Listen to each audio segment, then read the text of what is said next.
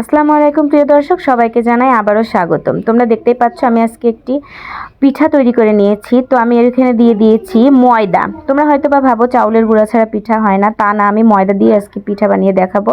এখানে নিয়ে নিয়েছি আমি পাটালি গুড়, আর তোমরা ইচ্ছা করলে চিনি দিয়ে বানাতে পারো। আমি এখানে কিন্তু গরম পানি দিইনি বা হালকা কুসুম গরম পানিও দিইনি, আমি এটা কাঁচা পানি দিয়ে এটাকে ভালোভাবে মাখিয়ে নেওয়ার চেষ্টা করতেছি। দেখো আমার মেলানটা একটু তৈরি হয়ে গেছে, বাট একটু ঘন হয়েছে। আমার এখন পানি অ্যাড করে দিয়ে এটাকে হালকা পাতলা করে নিতে হবে, কারণ এত ঘন হলে পিঠা কড়াই থেকে উঠবে না, কড়াইয়ের সাথে লেগে যাবে।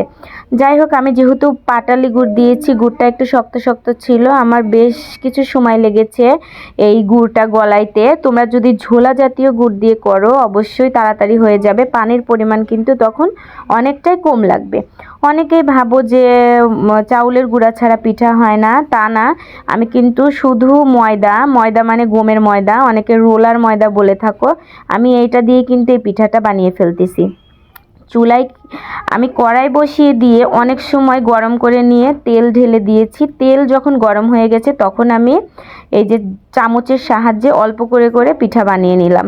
দেখো আমার পিঠাগুলো কি সুন্দর ফুলে ফুলে উঠেছে, এটা কিন্তু খেতেও অনেক মজা লেগেছে। আমাদের ওইদিকে আমরা এই পিঠাটাকে পাকান পিঠা বলি। তোমরা এই পিঠাকে কি পিঠা নামে চেনো অবশ্যই কিন্তু আমাকে কমেন্ট বক্সে জানাবে।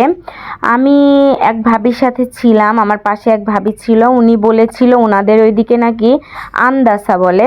তো যাই হোক, আমি দুইটা নাম জানি, যে একটা পাকান পিঠা আর একটা হচ্ছে আন্দাসা। আর তোমরা কি নামে জানো অবশ্যই কিন্তু আমাকে কমেন্টে জানাবে।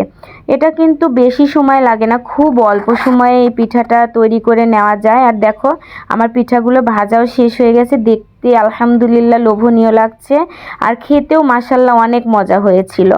তোমরা কিন্তু খুব অল্প সময়ে বিকালের নাস্তা হিসেবে এটি তৈরি করতে পারো।